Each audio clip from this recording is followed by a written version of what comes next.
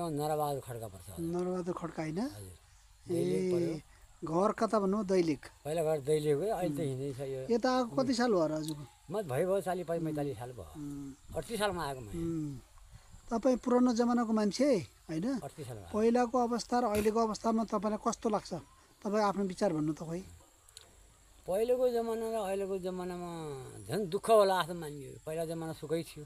यो अहिलेको जो परिवर्तन यो भयो भन्छ बनायौँ भन्छ यो त्यसै हो। यो झन् दुःख पाउने मेस हो मान्छेहरूले, झन् दुःख पायो। कसरी किन दुःख पाउने? किन दुःख पायो? अहिले जुन पहिला आनन्द थियो नि, अहिले पनि घरबाट न्युसिने गयो पनि बेलुका घर आउँदैन भन्ने जस्तो छ। जमाना त्यस्तो आएको नि। यसलाई सत्य भन्ने मिल्छ। बेलुका घरको छोरो नाति घरबाट निस्किने गयो भने बेलुका घर आउने गएन भन्ने जमाना। यो जमाना ठिक भएन नि। कुन हिसाबले तपाईँले यो कुरा भन्नुभयो? हजुर कुन हिसाबले यस्तो भन्नु? मैले यो अहिलेको परिवर्तन बुझेर, किनभने यो समय बुझेँ नि कि यो गजलढुङ्गा रहेछ छैन भन्ने कुरा। अहिलेको परिवेश कहीँ भइहाल्छ नि। बिहान गयो भने बेलुका आएको छैन। अहिलेको यो परिवेशमा तपाईँले बुझेको कुरो के हो? बुझेको कुरामा यो ठिक भएन, झन् दुःख हुने मेसो हो। यो हामीले झन् दुःख पाउने मेसो। कुन कारणले भन्नुभयो? कुन कारणले कुरो भन्नुभयो भन्नु त? यो कुन कारणले मैले भने यो जतिको राजनीतिक दलहरूले पार्टीहरूले यो कुरा चाहिँ अब यो हामी सबै जान्यौँ भन्ने भन्छ नि होइन। जुन बेला हामी गर्छौँ भने राजा महेन्द्रलाई जे बेला यिनले हराए फाले, त्यस बेलाबाट यो अब यो देश ठाउँमा आउनु के लिनुपर्छ? इन्डियाले कुनै देश लिनुपर्छ बल्ल शान्त हुन्छ। इन्डियाले? इन्डिया लिएपछि के न के इन्डिया भयो नेपाली। हामी नेपालीको मान्छे इन्डिया हुनु छैन। यस्तो हुनुभन्दा त यो देशमा खोइ त यस्तै यो देशमा इन्डियाले हाम्रो देश नेपालले लगेपछि तपाईँ खुसी हुने? खुसी त यस्तो कारणले गर्दा केही न केही सुख त पाउँछ नि।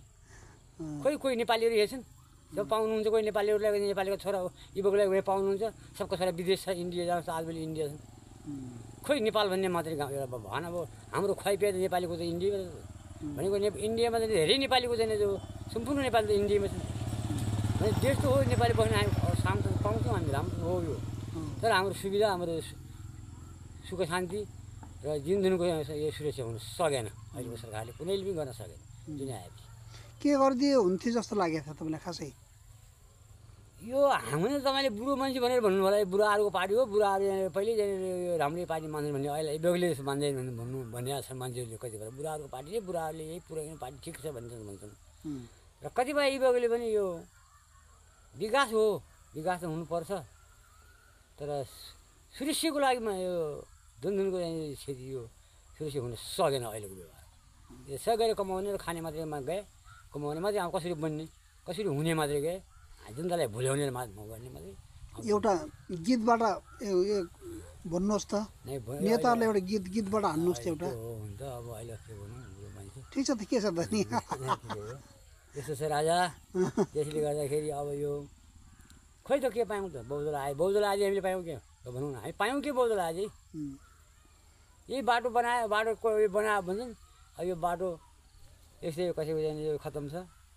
हुन त यो राजाले पनि यो पहल गरेकै थियो नि त्यति बेला। बाटाको पनि ठाउँ ठाउँमा नेपालगञ्जबाट हामी नेपाल नगएर नुन ल्याउँथ्यौँ पहिला। नेपालबाट राजाले सुरुवात गरेको हो यो बाटो। यो पश्चिमको दिल्ली जाने र जुम्ला जाने बाटो भने अहिलेसम्म यिनले सारा जनजनको कोही त को गरिब अहिले सम्पूर्ण गरिबहरू जाने नेपाली जाने यो खालि इन्डियामा खान पाउँदैन। के गर्यौँ भने त खोइ विकास रोजगारी कसैको छैन भने योभन्दा बढ्छु मान्छे राजै परिवर्तन आइदिए सायद यिनले खानुभन्दा राजा आइदिए हुन्थ्यो। राजा आइदिए खान्थ्यो, अन्य उसले खान्थ्यो, अन्नु हुन्थ्यो। केही विकास त हुन्थ्यो, पैसा त बस्थ्यो। अहिले त घर यिनी त सारा एउटै वार्डमा तपाईँको कति दिन 25 दिन चिज राजाको पालामा पनि आएका ती नेताहरूले धेरै भ्रष्टाचार गरे त गरेनन्? भ्रष्टाचार त्यस्तो कुरो त्यस बेला भएन है। तर विकास भएन, खाएछन् भन्ने मात्रै भयो। विकास त्यस बेला गरेनन्, यिनले खाएछन् भन्ने मात्रै भयो होइन। तर यसो कि यो बाहिर फिल्डमा त यिनले पहिलाका मान्छेहरूले खा हुन् भन्ने त आएन नि। र हामीले अहिले जनतालाई यहाँ खाएर नि कि अब पैसा जाने यस्तो नेपालमा त सस्तो पैसा रहेछ, विकास त हुनु रहेछ। तर पहिला अहिले खाएछन् भनेर खोइ त पहिला अहिले कहाँ खाएर के गरायो त? कसले बनायो पहिला त्यो पनि देखिन्न नि। अहिले त खाएको देखियो होइन, उतिखेर खाएको देखिएन। पहिला खाएको देखिएको चाहिँ कसले खायो पहिला होइन। आउने व्यवहार सस्तो जमाना थियो। उनीहरूले बुद्धि विवेकले बनायो, उनीहरूले कसैले जग्गा जमिन कमायो होला, बुद्धिले कसैलाई ठगेर कसैलाई मारेर होइन र। हामीले बुद्धि विवेकले कमायो, हामीलाई पनि त्यो गए हुन्थ्यो। तर अहिले ठगेछन्, मारेका छन्, मारेछन्, ठगेछन्, केही खाएछन्। त्यो हाम्रो सम्पत्तिमा हो यो विकासमा लागिदिए कति सुविधा पाउँथ्यो त्यहाँ कोही कोही बेला पाउनु थिएँ सबजना जो विदेशमा छन् सबजना उयो छन् खोइ त्यो नेपाल छ भन्ने मजाको त्यसो भने हजुरको इच्छा चाहिँ राजा आइदिए हुन्थ्यो राजा आइदिए हुन्थ्यो राजा आइदिए हुन्थ्यो एउटा अब गीतबाट भन्नु भएन अब के भन्ने राजा यसपल्ट राजा आइदिए हुन्थ्यो यसले गर्दै लौ त धन्यवाद छ है त एउटा गीत गाइदिए हुन्थ्यो भनेको गाउनु भएन अब